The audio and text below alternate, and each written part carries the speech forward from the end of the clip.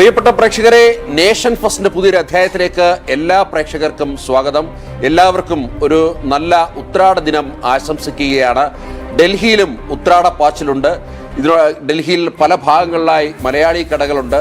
ആ മലയാളി കടകളിലേക്ക് വൈകുന്നേരം പ്രവാസി മലയാളികളുടെ, ഡൽഹി മലയാളികളുടെ വലിയ തിരക്കാണ്. ഏതായാലും ആ സംഭവങ്ങളൊക്കെ പ്രേക്ഷകരിലേക്ക് യഥാസമയം എത്തിക്കാൻ സാധിക്കും. വളരെ വിശദമായ വാർത്തകളുണ്ട്. രാജ്യ തലസ്ഥാനത്ത് നിന്ന് ദേശീയ വാർത്തകൾ പ്രേക്ഷകരിലേക്ക് എത്തിക്കാനുണ്ട്. അതിൽ ഏറ്റവും പ്രധാനപ്പെട്ട ഒരു വാർത്ത എന്ന് നോക്കുമ്പോൾ നമ്മുടെ UPI പേയ്മെൻറ്റ്, നമ്മുടെ രാജ്യത്തിനൊക്കെ അഭിമാനമായിട്ടുള്ള ഒരു പേയ്മെൻറ്റ് സിസ്റ്റമാണ് UPI, യൂണിഫൈഡ് പേയ്മെൻറ്റ് ഇൻ്റർഫേസ്. ഇന്നിപ്പോൾ 10 വർഷം തികയാണ് ഈ UPI പേയ്മെൻറ്റുമായി ബന്ധപ്പെട്ട്, അല്ലെങ്കിൽ UPI പേയ്മെൻറ്റ് നിലവിൽ വന്നിട്ട്. ഭാരതത്തിൻ്റെ ഡിജിറ്റൽ വിപ്ലവം ലോകത്തിന് തന്നെ മാതൃകയാണ്. രാജ്യത്തെ സാധാരണക്കാരുടെ സാമ്പത്തിക ഇടപാടുകൾ എളുപ്പമാക്കിയ ഭാരതത്തിൻ്റെ സ്വന്തം UPI അഥവാ യൂണിഫൈഡ് പേയ്മെൻറ്റ് ഇൻ്റർഫേസ് സാങ്കേതിക വിദ്യ ആഗോളതലത്തിൽ കൂടുതൽ രാജ്യങ്ങൾ ഏറ്റെടുക്കുകയാണ്. പുതുതായി ഗ്രീസും മാലദ്വീപും ഉൾപ്പെടെ 11 രാജ്യങ്ങളാണ് നിലവിൽ UPI സേവനങ്ങൾ ലഭ്യമായിരിക്കുന്നത്. ഭാരതത്തിന്റെ സാമ്പത്തിക രംഗത്ത് കഴിഞ്ഞ ഒരു പതിറ്റാണ്ട് കൊണ്ട് വിപ്ലവകരമായ മാറ്റമാണ് ഡിജിറ്റൽ പേയ്മെന്റുകൾ ഉണ്ടാക്കിയത്. National payment corporation of India വികസിപ്പിച്ചെടുത്ത UPI സംവിധാനം ലളിതവും സുരക്ഷിതവുമായ ഇടപാടുകൾ ഉറപ്പാക്കി രാജ്യത്തെ അവസാനത്തെ പൗരനിലേക്കും എത്തിച്ചേർന്നിരിക്കുന്നു. എന്നാൽ ഭാരതത്തിൽ മാത്രം ഒതുങ്ങുന്ന ഒന്നല്ല ഈ സാങ്കേതിക വിദ്യ എന്ന് ലോകത്തിന് കാണിച്ചു കൊടുക്കുകയാണ് UPI. നിലവിൽ ലോകത്തിലെ 11 രാജ്യങ്ങളിൽ ഭാരതത്തിന്റെ സ്വന്തം UPI സംവിധാനം വിജയകരമായി നടപ്പിലാക്കി കഴിഞ്ഞു. ഏറ്റവും ഒടുവിലായി ഗ്രീസും മാലദ്വീപും UPI ശൃംഖലയുടെ ഭാഗമായി മാറിയിരിക്കുകയാണ്. ഗ്രീസിലും മാലദ്വീപിലും സേവനങ്ങൾ ആരംഭിച്ചതോടെ വിദേശയാത്രകൾ നടത്തുന്ന ഭാരതീയർക്കും പ്രവാസികൾക്കും അതിവേഗത്തിലും സുരക്ഷിതമായും പണമിടപാടുകൾ നടത്താൻ സാധിക്കും. ഫ്രാൻസ്, UAE, സിംഗപ്പൂർ തുടങ്ങിയ ലോകത്തിലെ പ്രമുഖ രാജ്യങ്ങളെല്ലാം ഭാരതത്തിന്റെ സാങ്കേതിക മുന്നേറ്റത്തെ നേരത്തെ തന്നെ അംഗീകരിച്ചിരുന്നു. വൻകിട രാഷ്ട്രങ്ങൾ പോലും അത്ഭുതത്തോടെ നോക്കിക്കാണുന്ന സാങ്കേതിക മികവാണ് ഭാരതം കെട്ടിപ്പടുത്തിയിരിക്കുന്നത്. ആഗോളതലത്തിൽ ഭാരതത്തിന്റെ സാമ്പത്തിക ശക്തി വിളിച്ചോതുന്ന ഒന്നായി UPI മാറുമ്പോൾ ആഗോള സാമ്പത്തിക മേഖലയിൽ നേതൃസ്ഥാനത്തേക്ക് കുതിക്കുകയാണ് ഭാരതം. ജനം, ഡൽഹി. പ്രേക്ഷകരെ, ഈ പാറ്റാക്കൂട്ടം CJP വീണ്ടും അക്രമത്തിന് മുതിരുകയാണ്. നമുക്കറിയാം, ജന്തർ മന്ദിറിൽ, ഡൽഹിയിലെ ജന്തർ മന്ദിറിൽ പാറ്റാക്കൂട്ടം നടത്തിയ കലാപങ്ങൾ പ്രേക്ഷകരുടെ ഓർമ്മയിൽ ഉണ്ടാകും. അവിടെ സുരക്ഷാ സേനയെ ആക്രമിക്കുന്നു, പൊതുമുതൽ നശിപ്പിക്കുന്നു, പാർലമെന്റിലേക്ക് തള്ളിക്കയറുവാൻ ശ്രമിക്കുന്നു. ഇങ്ങനെ വലിയ രീതിയിലുള്ള അക്രമ പ്രവർത്തനങ്ങളായിരുന്നു CJP രാജ്യ തലസ്ഥാനത്ത് നടത്തിയിരുന്നത്. വീണ്ടും ഇപ്പോൾ അക്രമത്തിന് കോപ്പുകൂട്ടുകയാണ് CJP. സെപ്റ്റംബർ 5-ാം തീയതി ഇന്ത്യ ഗേറ്റിൽ നിന്നും ഡൽഹി പോലീസിന്റെ ആസ്ഥാനത്തേക്ക് ഒരു പ്രക്ഷോഭത്തിന് ആഹ്വാനം ചെയ്തിരിക്കുകയാണ് CJP. ഈ പ്രക്ഷോഭത്തിന്റെ മറവിൽ രാജ്യ തലസ്ഥാനത്ത് കലാപം അഴിച്ചുവിടുവാനുള്ള ശ്രമങ്ങളാണ് നടക്കുന്നത് എന്നുള്ളതാണ് രഹസ്യാന്വേഷണ വിഭാഗങ്ങൾ റിപ്പോർട്ട് ചെയ്യുന്നത്. ഇതിന്റെ മുൻകരുതലുകൾ ഇതിനോടകം തന്നെ കേന്ദ്ര സർക്കാർ സ്വീകരിച്ചു കഴിഞ്ഞു. അതേസമയം തന്നെ കൃത്യമായ അന്വേഷണത്തിലേക്കാണ് ഇപ്പോൾ കേന്ദ്ര സർക്കാർ കടന്നിരിക്കുന്നത്.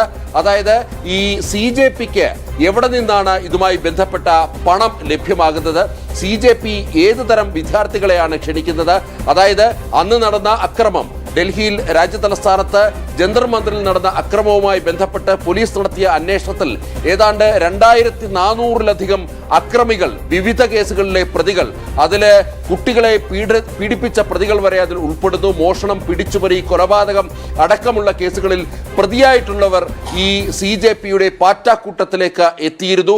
അത്തരത്തിലുള്ള ആൾക്കാരെയാണോ ഈ സെപ്റ്റംബർ 5-ാം തീയതി നടക്കുന്ന പ്രക്ഷോഭം എന്ന പേരിൽ നടക്കുന്ന അക്രമത്തിലേക്ക് ക്ഷണിക്കുന്നത് എന്നുള്ളതാണ് പ്രധാനമായും ഇപ്പോൾ രഹസ്യാന്വേഷണ വിഭാഗമടക്കം പരിശോധിക്കുന്നത്. ആഭ്യന്തര മന്ത്രാലയം അന്വേഷണത്തിന് ഉത്തരവിട്ടിട്ടുണ്ട്. അതായത് CJPക്ക് എവിടെ നിന്നാണ് ഈ ഇത്തരം പ്രക്ഷോഭങ്ങളും മറ്റും സംഘടിപ്പിക്കുവാൻ വേണ്ടി പണം ലഭിക്കുന്നത് എന്നുള്ള പ്രധാന ചോദ്യം അവിടെ നിൽക്കുന്നു. നേരത്തെയും ഇതുമായി ബന്ധപ്പെട്ട് CJPയുടെ സാമ്പത്തിക സോഴ്സ് എന്താണ് എന്നുള്ളത് നേരത്തെ തന്നെ അന്വേഷണ വിധേയമാക്കിയിട്ടുണ്ട്. മാത്രമല്ല, പ്രതിപക്ഷ കക്ഷികൾ ഈ CJPയുടെ സമരത്തെ ഹൈജാക്ക് ചെയ്തിരുന്നു എന്നുള്ളത് യാഥാർത്ഥ്യമാണ്. നമുക്കറിയാം, ജന്തർ മന്ദിറിൽ നടന്ന സമരം, ആ സമരം ആദ്യഘട്ടത്തിൽ ഒരു വിദ്യാർത്ഥി പ്രക്ഷോഭം എന്ന നിലയിൽ മുന്നോട്ട് പോയിരുന്നു. എന്നാൽ പിന്നീട് ആ സമരത്തിലേക്ക് രാഹുലും അതേപോലെ തന്നെ പ്രിയങ്കയും അടക്കമുള്ള പ്രതിപക്ഷ കക്ഷികളും അതേപോലെ തന്നെ CPM അടക്കമുള്ള MA ബേബി അടക്കമുള്ള CPM നേതാക്കളൊക്കെ തന്നെ അവിടേക്ക് എത്തി അതിനെ ഹൈജാക്ക് ചെയ്യുകയായിരുന്നു എന്നുള്ളതാണ് യാഥാർത്ഥ്യം. പിന്നീട് അതൊരു പ്രതിപക്ഷ പാർട്ടിയുടെ സമരമായി മാറുകയായിരുന്നു എന്നുള്ളതാണ്. ഇപ്പോൾ വീണ്ടും ഈ സെപ്റ്റംബർ 5-ാം തീയതി നടക്കുന്ന സമരം, അതും സ്വാഭാവികമായും പ്രതിപക്ഷ കക്ഷികളുടെ പിന്തുണയോടുകൂടിയാണ് എന്നുള്ള കാര്യത്തിൽ തർക്കമില്ല. അതായത് ഈ CPM-ഉം അതേപോലെ തന്നെ കോൺഗ്രസും ഒക്കെ അനുകൂലിച്ചുകൊണ്ട് അവരുടെ വിദ്യാർത്ഥി പ്രസ്ഥാനങ്ങളിൽ നിന്നുമുള്ള വിദ്യാർത്ഥികളെ തെരുവിലിറക്കാൻ ശ്രമിക്കുമെന്നുള്ള കാര്യത്തിൽ തർക്കമില്ല. ഇതിനോടകം തന്നെ CJP സമൂഹ മാധ്യമങ്ങൾ വഴി വിദ്യാർത്ഥികളോട് അല്ലെങ്കിൽ യുവാക്കളോട് ജൻസികളോടൊക്കെ ഈ സമരത്തിന്റെ ഭാഗമാകാൻ ആഹ്വാനം ചെയ്തിട്ടുണ്ട് എന്നുള്ളതാണ്. ഈ ഓരോ രക്ഷിതാക്കളും ആലോചിക്കേണ്ടത്. കേരളത്തിൽ നിന്നുമടക്കം ഈ CJPയുടെ സമരത്തിലേക്ക് വലിയ രീതിയിൽ വിദ്യാർത്ഥികൾ എത്തിയിട്ടുണ്ടായിരുന്നു എന്നുള്ളതാണ്.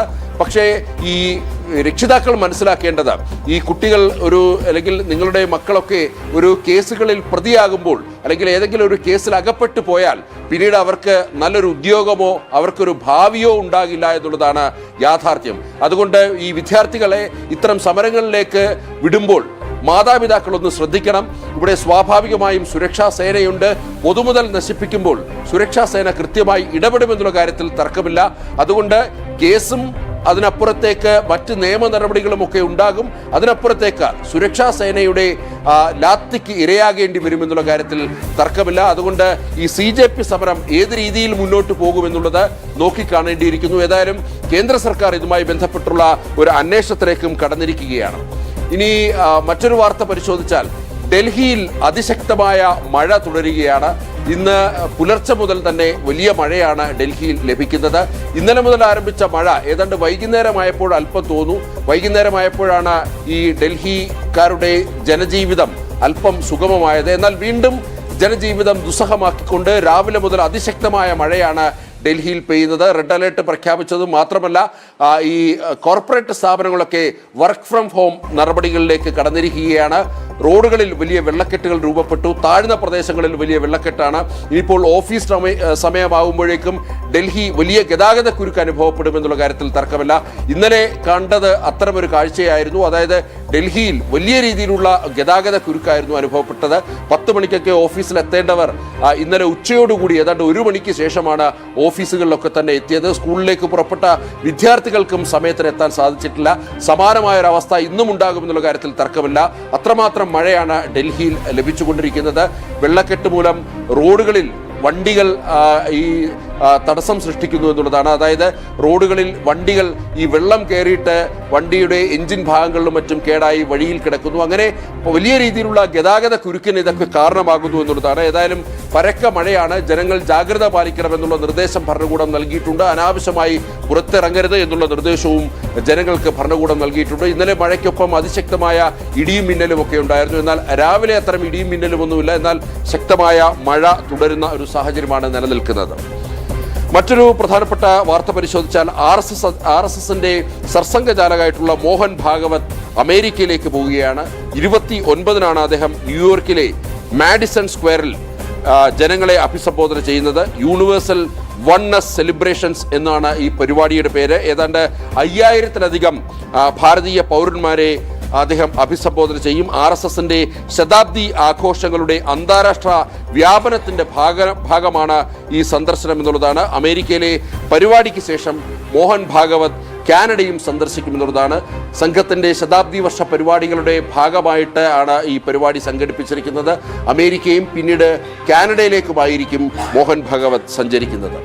ഇനി മറ്റൊരു പ്രധാനപ്പെട്ട വാർത്ത പരിശോധിച്ചാൽ ബാരാമുള്ളയിലെ സോപ്പോറിൽ വൻ ആയുധശേഖരം പിടിച്ചെടുത്തു എന്നുള്ളതാണ്. മൻസീറിൽ അടച്ചിട്ട വീടിനുള്ളിൽ ഒളിപ്പിച്ച നിലയിലായിരുന്നു ഈ ആയുധം. ഭീകരർ ഒളിപ്പിച്ച AK-47 തോക്കും അതേപോലെ തന്നെ IEDയും ഹാൻഡ് ഗ്രനേഡുകളും കണ്ടെടുത്തിട്ടുണ്ട്. സൈന്യവും പോലീസും ചേർന്ന് നടത്തിയ തിരച്ചിലാണ് ആയുധങ്ങൾ കണ്ടെത്തിയത്. സംഭവം ഭാരതീയ സേനാ വിഭാഗങ്ങൾ അന്വേഷിക്കുകയാണ്. ജമ്മു കാശ്മീരിലുടനീളം സുരക്ഷ കർശനമാക്കിയിട്ടുണ്ട്. നേരത്തെ ഈ ജമ്മു കാശ്മീരിൽ ഈ ബാരാമുള്ള മേഖലയിൽ ചില അജ്ഞാതരുടെ ഒരു സാന്നിധ്യം അവിടെ ഉണ്ടായിരുന്നു, അല്ലെങ്കിൽ അജ്ഞാതരുടെ സാന്നിധ്യമുണ്ട് എന്നുള്ളത് നാട്ടുകാരും മറ്റും ഈ സുരക്ഷാ സേനകളെ അറിയിച്ചിരുന്നു. ഇതിന്റെ അടിസ്ഥാനത്തിൽ സമഗ്രമായ പരിശോധനയാണ് ഈ മേഖലയിൽ നടക്കുന്നത്. അതിർത്തി കടന്നുകൊണ്ടുള്ള ഭീകരവാദം ഇനിയും ഈ പാക് ഭീകര സംഘടനകൾ ഇത്തരം ഈ ഭീരുത്വം നിറഞ്ഞ ഈ സംഘടനകൾ നിർത്തിയിട്ടില്ല എന്നുള്ളതാണ്. എത്ര തിരിച്ചടി കൊടുത്താലും അവർ പഠിക്കുന്നില്ല എന്നുള്ളതാണ് നോക്കിക്കാണേണ്ടത്. ഏതായാലും ബാരാമുള്ളയിൽ അതേപോലെ തന്നെ ജമ്മു കാശ്മീരിൽ ഉടനീളം സുരക്ഷ കർശനമാക്കിയിരിക്കുകയാണ് സുരക്ഷാ സേന. പക്ഷേ ധനമന്ത്രി നിർമ്മല സീതാരാമന്റെ വിദേശ സന്ദർശനം ഇന്ന് ആരംഭിക്കുകയാണ്. കാനഡ, US എന്നീ രാജ്യങ്ങളാണ് നിർമ്മല സീതാരാമൻ സന്ദർശിക്കുന്നത്. ഉഭയകക്ഷി സാമ്പത്തിക ധനകാര്യ പങ്കാളിത്തം ശക്തിപ്പെടുത്തുകയാണ് ഈ സന്ദർശന ലക്ഷ്യം. നിക്ഷേപ ബന്ധങ്ങൾ കൂടുതൽ ആഴത്തിലാക്കാനും സാമ്പത്തിക സഹകരണം കൂടുതൽ ഉറപ്പാക്കാനും ഉള്ള ചർച്ചകൾക്കായിട്ടാണ് ധനമന്ത്രി അമേരിക്കയിലേക്ക് അതേപോലെ തന്നെ കാനഡയിലേക്കും പോകുന്നത്. ഭാരതത്തിൻ്റെ ആഗോള സാമ്പത്തിക മുൻഗണനകൾ മുന്നോട്ട് വെക്കും ധനമന്ത്രി എന്നുള്ളതാണ് ഇപ്പോൾ ഈ പ്രസ് ഇൻഫർമേഷൻ ബ്യൂറോ നൽകുന്ന വിവരങ്ങൾ. നമുക്കറിയാം, ഭാരതം എല്ലാ തരത്തിലും വിശ്വഗുരു എന്നുള്ള സങ്കല്പത്തിലേക്ക് ഉയർന്നുകൊണ്ടിരിക്കുകയാണ്.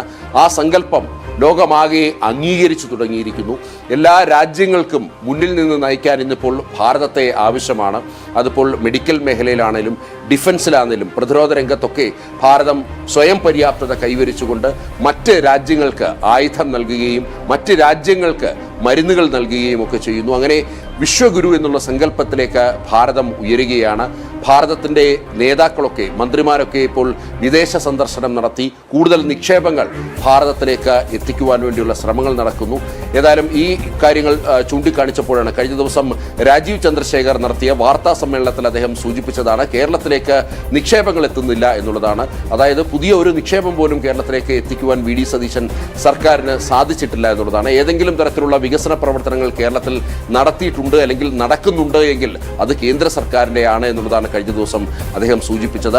അപ്പോൾ നമ്മുടെ മന്ത്രിമാരൊക്കെ അല്ലെങ്കിൽ നമ്മുടെ കേന്ദ്രമന്ത്രിമാരൊക്കെ തന്നെ വിദേശത്ത് പോയി അവിടെ ചർച്ചകൾ നടത്തി ഓരോരോ പദ്ധതികൾ നമ്മുടെ നാട്ടിലേക്ക് ഭാരതത്തിലേക്ക് കൊണ്ടുവരുമ്പോൾ അതിൻ്റെ ആനുകൂല്യം കൈപ്പറ്റുന്നത് സാധാരണക്കാരായിട്ടുള്ള ജനങ്ങളാണെങ്കിലും അതിന് കയ്യടി നേടുവാൻ വേണ്ടി നമ്മുടെ രാഷ്ട്രീയക്കാർ, അതായത് പ്രതിപക്ഷ രാഷ്ട്രീയക്കാരൊക്കെ ശ്രമിക്കുന്നു എന്നുള്ളതാണ്. ഇപ്പോൾ വിഴിഞ്ഞം പദ്ധതി അടക്കമുള്ള പദ്ധതികൾ അതിന് ഉദാഹരണമാണ് എന്നുള്ളതാണ് പ്രേക്ഷകർ മനസ്സിലാക്കേണ്ടത്. യഥാർത്ഥത്തിൽ വിഴിഞ്ഞം പദ്ധതി കേന്ദ്ര സർക്കാരിൻ്റെതാണ്. തിരുവനന്തപുരത്ത് കരുണാകരൻ മെമ്മോറിയൽ മെഡിക്കൽ കോളേജ് വരാൻ പോകുന്നു, അതും കേന്ദ്ര സർക്കാർ പദ്ധതിയാണ്. ഇങ്ങനെ വിവിധ പദ്ധതികൾ കേന്ദ്ര സർക്കാർ നടപ്പിലാക്കുമ്പോൾ സ്വാഭാവികമായും വിദേശ നിക്ഷേപങ്ങൾ അതിന് പിന്നിലുണ്ട് എന്നുള്ളതാണ് ഓർക്കേണ്ടിയിരിക്കുന്നത്. ഏതായാലും മറ്റൊരു പ്രധാനപ്പെട്ട വാർത്തയിലേക്ക് കിടക്കുകയാണെന്നുണ്ടെങ്കിൽ ഈ ചിക്കമംഗ്ലൂരിൽ, കർണാടകയിലെ ചിക്കമംഗ്ലൂരിൽ ടിപ്പു സുൽത്താന്റെ 40 അടി കട്ടൗട്ടും അതേപോലെ തന്നെ പാക് അനുകൂല ഗാനവും ഉയർന്നിരിക്കുകയാണ്. 23 വയസ്സുകാരൻ ഇതുമായി ബന്ധപ്പെട്ട് അറസ്റ്റിലായിരിക്കുകയാണ്. ഇൻസ്റ്റഗ്രാം റീൽ പങ്കുവച്ചതിനെ തുടർന്നാണ് കർണാടക പോലീസ് നടപടിയെടുത്തിരിക്കുന്നത്. സംഭവത്തിൽ കൂടുതൽ പേരെ പോലീസ് ചോദ്യം ചെയ്തു വരികയാണ്. ക്രമസമാധാന പ്രശ്നം സൃഷ്ടിക്കാൻ ശ്രമിക്കുന്നവർക്കെതിരെ കർശന നടപടിയെടുക്കുമെന്നുള്ളതാണ് പോലീസ് അറിയിച്ചിരിക്കുന്നത്. എന്നാൽ ഇതുമായി ബന്ധപ്പെട്ടുള്ള രാഷ്ട്രീയ പോര് മുറുകുകയാണ്. കോൺഗ്രസ് പ്രീണന രാഷ്ട്രീയം നടത്തുകയാണ് എന്നുള്ളതാണ് BJP ആരോപിക്കുന്നത്. സ്വാഭാവികമാണ് അത്തരം ആരോപണങ്ങൾ. കോൺഗ്രസ് ഭരിക്കുന്ന അല്ലെങ്കിൽ കോൺഗ്രസിന്റെ നയം എന്നുള്ളത് തന്നെ പ്രീണന നയമാണ് എന്നുള്ളതാണ് പ്രേക്ഷകർ മനസ്സിലാക്കേണ്ടത്. ഇത്തരത്തിൽ മുസ്ലിം ലീഗിനെയും ജമാഅത്തെ ഇസ്ലാമിയെ പോലുള്ള മുസ്ലിം സംഘടനകളെ പ്രീതിപ്പെടുത്താതെ കോൺഗ്രസിന് മുന്നോട്ട് പോകാൻ സാധിക്കില്ല. അതുതന്നെയാണ് കർണാടകത്തിലും കോൺഗ്രസ് ചെയ്തുകൊണ്ടിരിക്കുന്നത്. ഒരു കാരണവശാലും സ്വാഭാവികമായും പോലീസ് ഇത്തരം കർശന നടപടികളൊക്കെ എടുക്കുമെന്ന് പറയുന്നതല്ലാതെ നടപടികളിലേക്കൊന്നും കടക്കുമെന്നുള്ള കാര്യത്തിൽ അല്ലെങ്കിൽ നടപടികളിലേക്ക് കടക്കുമെന്നുള്ള ഒരു തോന്നലില്ല എന്നുള്ളതാണ് യാഥാർത്ഥ്യം. പ്രത്യേകിച്ച് ഏതെങ്കിലും തരത്തിലുള്ള നടപടികളിലേക്ക് കടക്കുമ്പോൾ സ്വാഭാവികമായും അവിടെ ഭരണ നേതൃത്വം ഇടപെടുമെന്നുള്ളതാണ്. ഒരു കാരണവശാലും ഈ ഇസ്ലാമിക നേതാക്കന്മാരെയോ അല്ലെങ്കിൽ ഇത്തരം പ്രവർത്തകരെയോ കോൺഗ്രസിന് പിണക്കാൻ കഴിയില്ല എന്നുള്ളതാണ് യാഥാർത്ഥ്യം. അതുകൊണ്ട് തന്നെ ഈ 23കാരനെതിരെ അല്ലെങ്കിൽ ഇയാൾക്കൊപ്പം ഉണ്ടായിരുന്നവർക്കെതിരെ പാക് അനുകൂല ഗാനമാണ് നമ്മുടെ മണ്ണിൽ നിന്ന് മുഴക്കിയത് എന്നുള്ളത് കാര്യം ഓർക്കണം. അത് കോൺഗ്രസ് ഭരിക്കുന്ന കർണാടകയിലാണ്, അല്ലാതെ മറ്റെവിടെയും അത് നടക്കില്ല എന്നുള്ളതും പ്രിയപ്പെട്ട പ്രേക്ഷകർ ഓർക്കണം. ഏതായാലും വലിയ പ്രതിഷേധവുമായി BJP രംഗത്തെത്തിയിട്ടുണ്ട്. BJP ഇതിനെ പ്രീണന രാഷ്ട്രീയത്തിൻ്റെ ഭാഗമായി തന്നെയാണ് കാണുന്നത്. ഈ പ്രീണന രാഷ്ട്രീയം കോൺഗ്രസ് ഇങ്ങനെ തുടർന്നു പോകുന്നത് രാജ്യത്തിന് അപകടമാണ് എന്നുള്ളതും പ്രിയപ്പെട്ട പ്രേക്ഷകർ മനസ്സിലാക്കേണ്ടതാണ്. ഏതായാലും മറ്റൊരു പ്രധാനപ്പെട്ട വാർത്ത പരിശോധിച്ചാൽ പഞ്ചസാരയുടെ വില കുതിച്ചുയരുകയാണ്. അത് കൃത്യമായി അതിനൊരു കാരണം സർക്കാർ വ്യക്തമാക്കുന്നുണ്ട്. പ്രതികൂല കാലാവസ്ഥ, നമുക്കറിയാം ഇത്തവണ പ്രതീക്ഷിക്കാത്ത രീതിയിലുള്ള മഴയാണ് പല മേഖലകളിലും ലഭിച്ചത്. അങ്ങനെ കരിമ്പ് കൃഷിയൊക്കെ വലിയ നഷ്ടത്തിലേക്ക്, വലിയ നാശത്തിലേക്ക് കലാശിക്കുന്ന ഒരു സാഹചര്യം ഉണ്ടായിരുന്നു. ഈ കരിമ്പ് കൃഷി ഇങ്ങനെ ഉണ്ടായത് അല്ലെങ്കിൽ കരിമ്പ് കൃഷിയെ കാലാവസ്ഥ പ്രതികൂലമായി ബാധിച്ചത് പഞ്ചസാരയുടെ വില വർധനവിന് കാരണമായിട്ടുണ്ട് എന്നുള്ളതും യാഥാർത്ഥ്യമാണ്. അതിനൊപ്പം തന്നെ ഈ വൻകിട വ്യാപാരികളും മറ്റും കരിഞ്ചന്തയിൽ വിൽക്കുവാനും പൂഴ്ത്തിവെപ്പും ഒക്കെ നടത്തുന്നുണ്ട്. അതും വിലവർധനവിന് കാരണമായിട്ടുണ്ട്. ഉത്തരേന്ത്യയിൽ ഇനിയിപ്പോൾ ഉത്സവകാലങ്ങൾ അങ്ങനെ വരാൻ പോകുന്നു, ഇനിയിപ്പോൾ രക്ഷാബന്ധൻ വരാൻ പോകുന്നു. അങ്ങനെ ഓരോരോ ഉത്സവകാലങ്ങളാണ് ഉത്തരേന്ത്യയിൽ നടക്കാൻ പോകുന്നത്. ഇതിന് മുന്നോടിയായി ഒരു കൃത്രിമ ക്ഷാമം സൃഷ്ടിച്ചുകൊണ്ട് പഞ്ചസാരയുടെ വില ഉയർത്താൻ സാധിക്കുമോ എന്നുള്ളതാണ് വ്യാപാരികളും മറ്റും പരീക്ഷിക്കുന്നത്. എന്നാൽ കേന്ദ്ര സർക്കാർ അതിൽ കൃത്യമായി തന്നെ ഇടപെടുന്നുണ്ട്.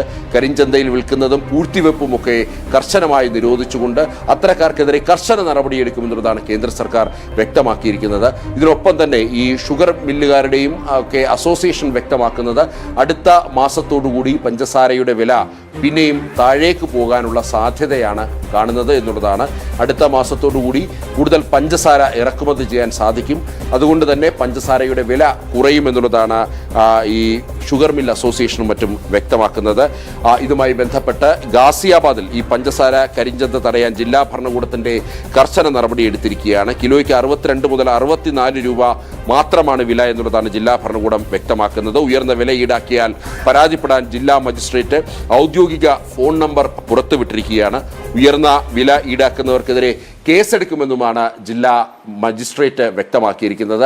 ഇത്തരം നടപടികൾ നമ്മുടെ കേരളത്തിലടക്കം സ്വീകരിക്കാവുന്നതേ ഉള്ളൂ.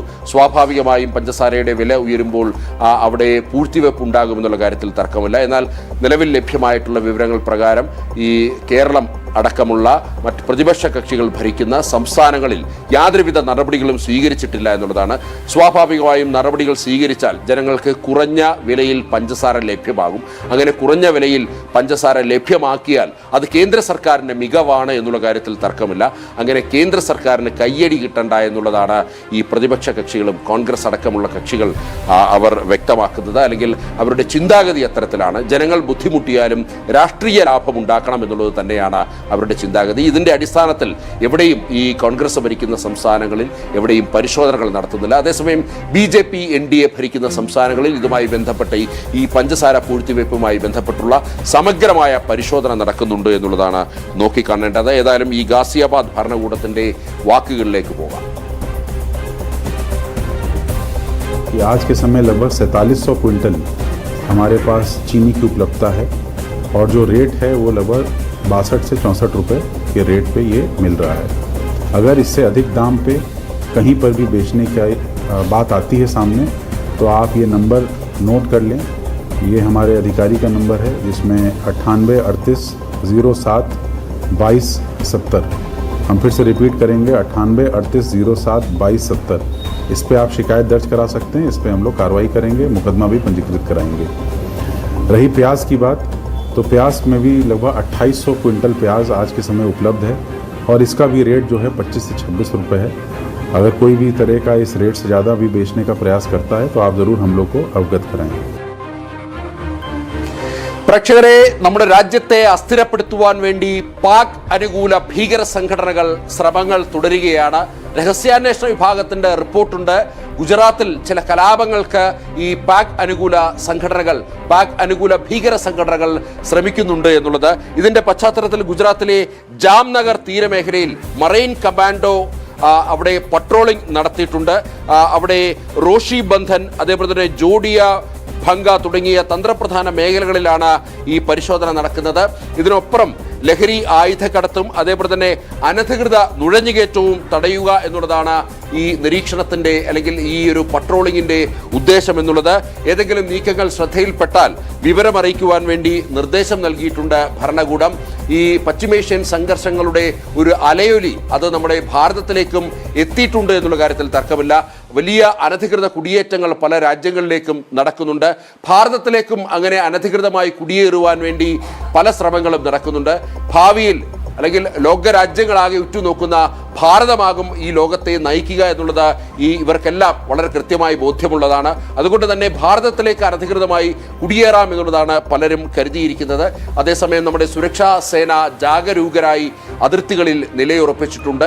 ഏതെങ്കിലും രീതിയിൽ കരമാർഗമോ കടലുമാർഗമോ ഭാരതത്തിലേക്ക് നുഴഞ്ഞു കയറുവാൻ ശ്രമിക്കുകയോ അല്ലെങ്കിൽ ഏതെങ്കിലും തരത്തിലുള്ള ആയുധം, ലഹരി വസ്തുക്കളൊക്കെ അനധികൃതമായി എത്തിക്കുകയോ ചെയ്താൽ അവരെ പിടികൂടാൻ വേണ്ടിയാണ് ഇപ്പോൾ മറൈൻ കമാൻഡോ രംഗത്തെത്തിയിരിക്കുന്നത്. ഗുജറാത്തിന്റെ തീരങ്ങളിൽ മറൈൻ കമാൻഡോയുടെ പരിശോധനകൾ നടക്കുകയാണ്.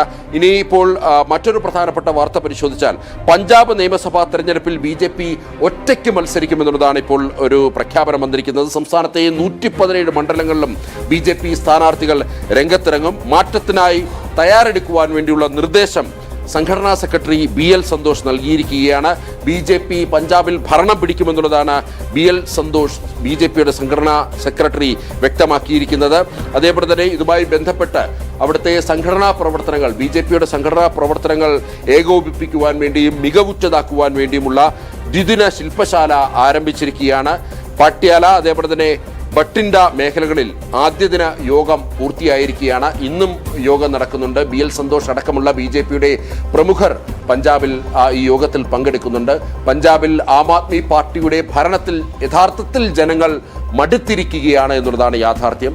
ഈ ആം ആദ്മി പാർട്ടി സർക്കാർ അധികാരത്തിൽ വന്നതിൽ പിന്നെ പഞ്ചാബിൽ ലഹരി കടത്ത്, ലഹരി വിൽപ്പനയൊക്കെ വലിയ തോതിൽ വർദ്ധിച്ചു എന്നുള്ളതാണ്. എന്തിനു പറയണം, അവിടുത്തെ മുഖ്യമന്ത്രി തന്നെ നിയമസഭയിൽ മദ്യപിച്ച് എത്തിയെന്നുള്ള ആരോപണങ്ങൾ നിലനിൽക്കുന്നു. അല്ലെങ്കിൽ ആരോപണങ്ങൾ ഇപ്പോഴും എവിടെയും പോയി പറഞ്ഞിട്ടില്ല എന്നുള്ളതാണ് നോക്കിക്കാണേണ്ടത്.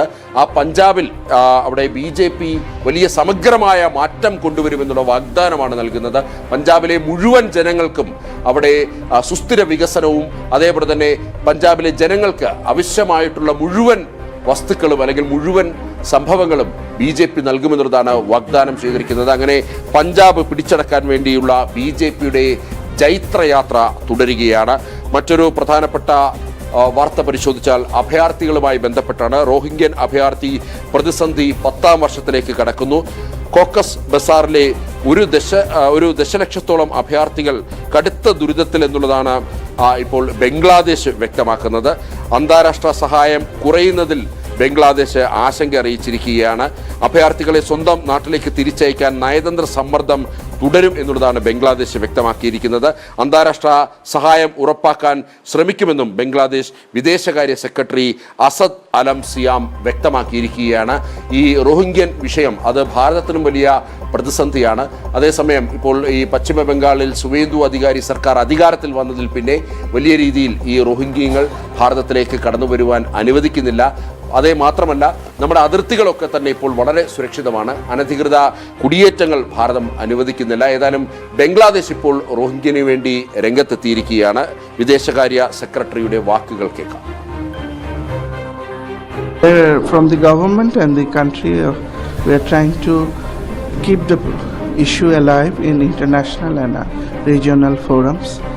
And the way we look forward to is to keep the diplomatic pressure on so that at some point they will be able to return. The funding is decreasing, we all know that, but we are trying to gather more support for increased funding, and we are talking to our bilateral partners, our international partners, to increase the funding for the Rohingyas in the camps. ഈ ജമ്മു കാശ്മീരിലെ റംബാനിൽ ഭൂമി ഇടിഞ്ഞു താഴുകയും ഭൂമിയിൽ വിള്ളലുണ്ടാകുകയും ചെയ്യുന്നു. വലിയ ആശങ്ക ഉയർത്തുന്നുണ്ട്. വീടുകളിൽ വിള്ളൽ വീണതിനെ തുടർന്ന് കുടുംബങ്ങളെ മാറ്റിപ്പാർപ്പിച്ചിരിക്കുകയാണ്. രാജ്കട്ട് താലൂക്കിലെ കുൽത്തി ചക്ക കുന്തി ഗ്രാമത്തിൽ ഈ ജനങ്ങൾ ഇപ്പോൾ ഭീതിയിലായിരിക്കുകയാണ്. ഒരു കെട്ടിടം പൂർണ്ണമായും നശിച്ചിരിക്കുകയാണ്. ദുരന്ത നിവാരണ സേന പ്രദേശത്ത് ക്യാമ്പ് ചെയ്യുന്നുണ്ട്. കനത്ത മഴയ്ക്ക് പിന്നാലെ ചെനാബിലും ഈ സംഭവങ്ങൾ ഉണ്ടായിരിക്കുകയാണ്. ജമ്മു കാശ്മീർ മേഖലയിലും കനത്ത മഴ പെയ്യുന്നുണ്ട്.